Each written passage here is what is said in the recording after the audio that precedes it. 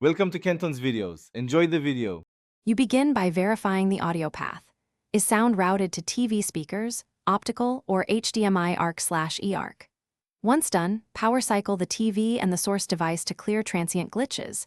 This often resets sync.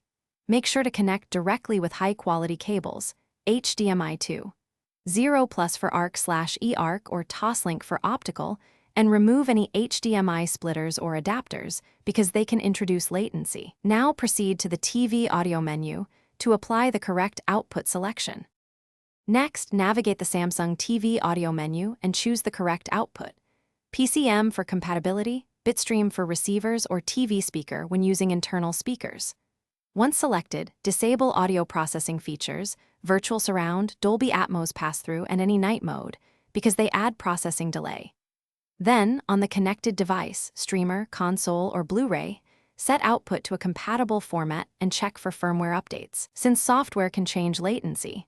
After these changes, run a quick audio test to evaluate sync. Finally, fine-tune sync using the TV's audio delay or lip sync control to shift sound in millisecond steps until voices match lips.